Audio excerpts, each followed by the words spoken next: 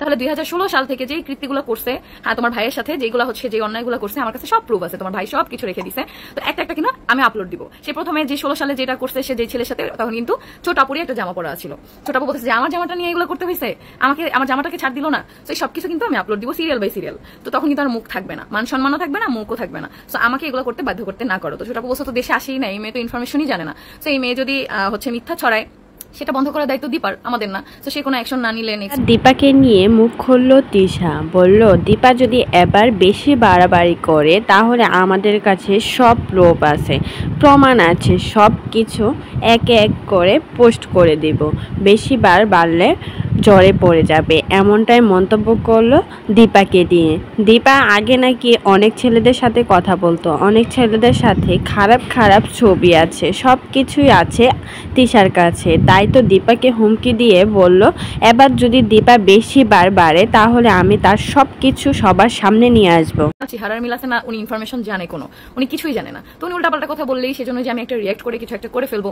তাও আমি ছোট আপুকে বলছি এবার যে আপু এবার আমি কারোর রেসপেক্টের কথা আমি চিন্তা করবো না। যদি মিথ্যা কথা বলে, আমাকে মিথ্যা ব্লেম দেয়, তাহলে 2016 সাল থেকে যেই কৃত্যগুলো করছে, হ্যাঁ তোমার ভাইয়ের সাথে যেগুলো হচ্ছে, যে অন্যায়গুলো করছে, আমার কাছে সব প্রুফ আছে, তোমার ভাই সব কিছু রেখে দিছে।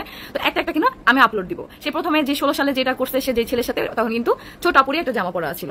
ছোট আপু বলছে যে আমার জামাটা নিয়ে এগুলো করতে হয়েছে, আমাকে আমার জামাটাকে ছাড় দিল না। তো এই সবকিছু কিন্তু আমি আপলোড দিব সিরিয়াল বাই সিরিয়াল। তো তখন কিন্তু আর মুখ থাকবে না, মান সম্মানও থাকবে না, মুখও থাকবে না। তো আমাকে এগুলো করতে বাধ্য করতে না করো। তো ছোট আপু বলছে তো দেশে আসেই না, এই মেয়ে তো ইনফরমেশনই জানে না। তো এই মেয়ে যদি হচ্ছে মিথ্যা ছড়ায়, সেটা বন্ধ করার দায়িত্ব দীপার, আমাদের না। তো সে কোনো অ্যাকশন না নিলে নেক্সট আর যদি কোনো মিথ্যা কথা বলে, দিন আমি সত্যিটা ফাঁস করে দিব যে কেন আহাদ আমাকে বিয়ে করছে, দীপা কার সাথে কি করছে, সবকিছু ছবি, সবকিছু প্রমাণই আমাদের কাছে আছে। তো এগুলো নিয়ে ভাবার, আর তুমি যে বলছো ভেগে গেছে, দীপা কারোর সাথে ভেগে যায়নি। দীপা ওর সাথে প্রেম করে দীপার বাসায় গেছে, কারোর সাথে ভেগে যায়নি, এটা আমরা কোথাওই বলিনি।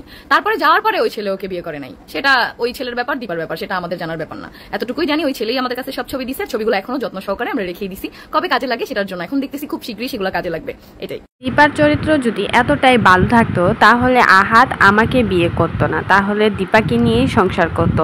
আসলে তিশা কখনো সারা পরকীয়া করে দীপার জীবনে আসছে, তারপর দীপাকে মিথ্যা অভিযোগ দিয়ে বাসা থেকে বের করে দিয়েছে। তিশা যে কতটা চালাক সবাই কিন্তু জানে, নিজের মুখে তো কিছুই স্বীকার করে না, নিজের দোষ নিজে কখনোই স্বীকার করে না। তো এই বিষয়ে আপনাদের কি মতামত?